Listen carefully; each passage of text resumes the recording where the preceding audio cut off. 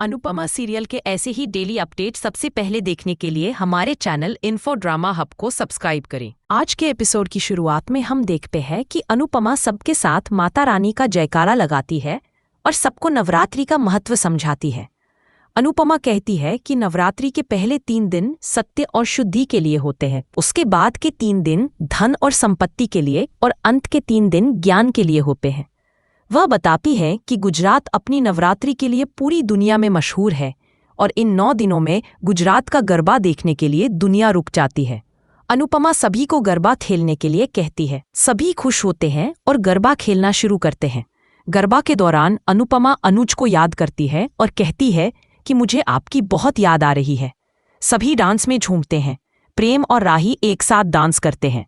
अनुपमा अंश और प्रार्थना की नज़र उतारती है। लीला और अनुपमा साथ में डांस करती है। सभी खुशी से झूमते हुए डांडिया करते हैं और माता रानी का धन्यवाद करते हैं। अगली सुबह शाह परिवार ट्रिप की तैयारी शुरू करता है। लीला हाथ में कुकर लेकर घूमती है। अनुपमा पूछती है कि यह क्यों? लीला कहती है कि देविका और प्रार्थना बाहर का खाना नहीं खा सकती, इसलिए कुकर साथ ले जा रही हूं। प्रेम कहता है कि बाहर जाकर भी क्या आप खाना बनाएंगी? अंश कहता है कि बस में जगह नहीं है। राजा मजाक करता है कि ऐसा लग रहा है जैसे घर शिफ्ट हो रहा है। राही कहती है कि लड़कियों को हमेशा ढेर सारी चीजें चाहिए होती है और प्रेम और राजा उन्हें छेड़ते हैं। अनुपमा सबको चेतावनी देती है कि जो देर से आएगा उसे छोड़ दिया जाएगा। यह सुनकर सभी तैयार होने लगते हैं। सब तैयार होकर बाहर आते हैं। लीला पुरानी ट्रिप को याद करती है। अनुपमा कहती है कि वह ट्रिप भी अच्छी थी, पर इस बार समय ज्यादा है और दिल के जीपीएस को फॉलो करेंगे। बाबूजी अनुपमा की टोपी पर स्माइली बेच लगाते हैं और बाकी सबको भी बेच देते हैं। अंश प्रार्थना की टोपी पर, प्रेम राही की टोपी पर और राजा परी की टोपी पर बेच लगाते हैं। सभी खुश होते हैं। अंश माही को समझाता है कि गुस्सा छोड़कर ट्रिप का मजा लो और माही मान जाती है। प्रेम कहता है कि यह इमोजी हमें सफर का मकसद याद दिलाएंगे। प्रेम ग्रुप का नाम पूछता है। सब सुझाव देते हैं। अनुपमा दबंग लेडीज नाम सुझाती है और सबको पसंद आता है। देविका कहती है कि यह नाम उसकी पर्सनालिटी को सूट करता है। बाबूजी सलाह देते हैं कि सफर में निडर रहना और आंखें खुली रखना। प्रेम कहता है कि हमें भारत और भारतीय संस्कृति को अच्छे से एक्सप्लोर करना है। राजा कहता है कि फोटोज भेजते रहना। अनुपमा कहती है कि पति अगर पत्नियों को खुशी से ट्रिप पर भेजे तो मजा 100 गुना बढ़ जाता है। अनुपमा सभी आदमियों को धन्यवाद कहती है। किंजल और लीला अंश को घर के काम समझाती है। बाबूजी कहते हैं कि मैं सब संभाल लूंगा। सब उत्साहित होते हैं। तभी ख्याति और मीता आती है। सब हैरान होते हैं। अनुपमा उनका स्वागत करती है।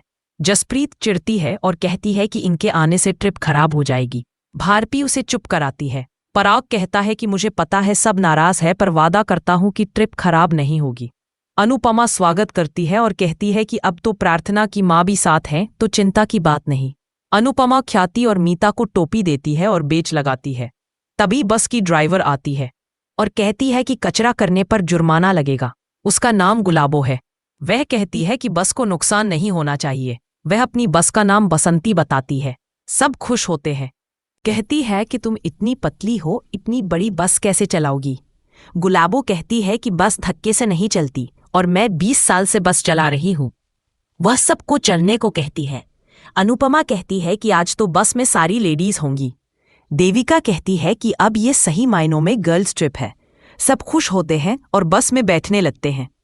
लीला और सरिता आगे वाली सीट के लिए बहस करती है। अनुपमा कहती है कि बारी बारी बैठना। सब बैठ जाती हैं।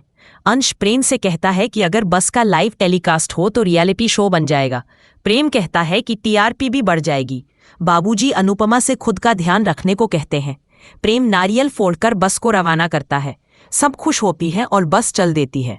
प्रेम और बाकी सोचते हैं कि अब लेडीज के बिना कैसे रहेंगे। बादशाह पूछता है खाने का क्या होगा? अनिल कहता है प्रेम संभाल लेगा। अंश कहता है कि आपके पास तो प्रेम है, लेकिन हमें नूडल्स खाने पड़ेंगे। प्रेम कहता है कि खाना खाने हमारे घर आ जाना। पराग, अनिल और तोशु सहमत होते हैं। बाबूजी कहते हैं कि अगर वसुंधरा को आपत्ति नहीं होगी तो मैं भी आ सकता हूँ। बाबूजी सबके लिए चाय बनाने का फैसला करते हैं। प्रेम कहता है कि हम भी मस्ती करेंगे।